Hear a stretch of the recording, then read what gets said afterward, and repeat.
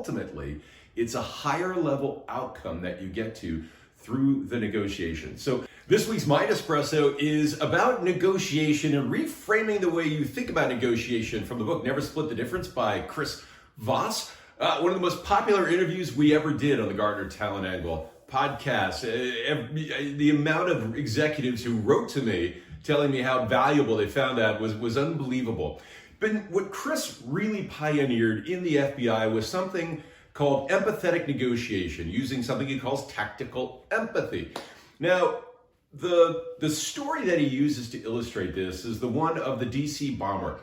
Now, the DC bomber had a really tough family background with what was happening to family farms. And his protest was to drive a tractor that he said was full of bombs to the mall in DC and detonate them. Now, the FBI had tried every hard-handed tactic that they had in their arsenal, but he was immovable.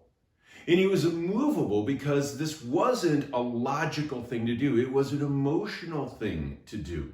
And what ultimately was able to turn the tide in that negotiation was empathy. They went back and understood what happened to his family, what happened to his friends, and they read it back to him.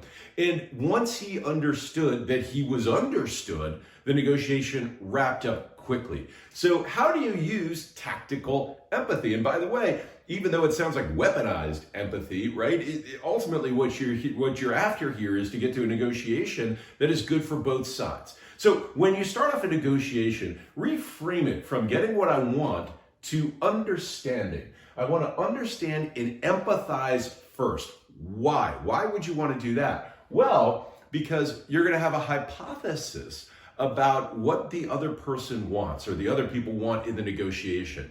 And negotiation should be a process of discovery and uncovering rather than setting up me against you. That's when you end up in this pitted battle.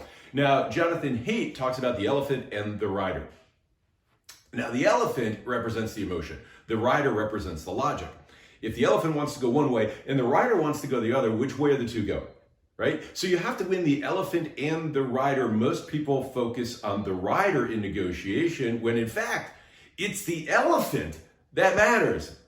That's the elephant in the room, the elephant of emotion.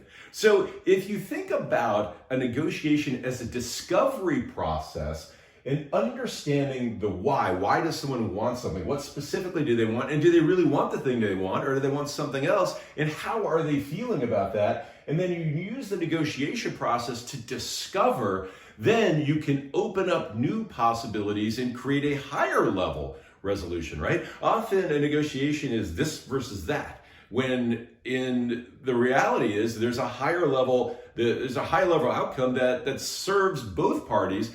But because we're stuck in emotion and because we don't really know what we want, we end up in this pitched battle of me versus you. And tactical empathy is a way of overcoming that and hopefully raising the outcome to a higher level that serves both parties.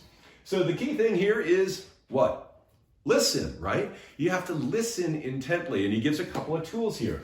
Number one, your tone of voice matters. A lot of people go into negotiation with a strong tone. I'm a strong person. And all that does is actually raise the barriers in the other person that you're dealing with and prevents them from giving you information. Because what you want is information. You want to know the what, the why, the feelings that they have, the barriers that they're thinking about, their real fears that underlie what they're after. So you need to listen, and to do that, you have to be able to engage in a tone. And he has two tones that he recommends. One is the late night DJ tone, very calm, very cool. The other is this kind of friendly, I would call like an Ed Burns tone of voice. And we all know people like this. Salespeople tend to have this kind of voice. Yeah, I completely get it. Yeah, oh gosh, I was there once too, right? Versus the authoritative voice. And it's not that you don't ever use the authoritative voice, is you use it sparingly because the authoritative voice or that assertive voice raises barriers in the other person, and now you've got to fight through those barriers that you just created.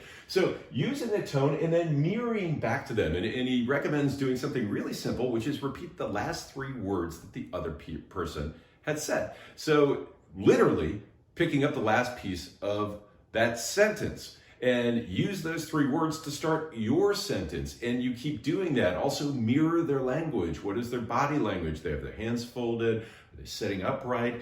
Those are signals that they are being understood. And remember, the start of a negotiation is a start of discovery. And ultimately what that discovery allows us to do is prove or disprove our hypotheses about what the person is after. So you have to do a little homework. You have to really think, what is their why, right? What are their fears? What are they feeling? And you use the discovery process, which is negotiation, to uncover those so that we can remove those and we can get to the real thing.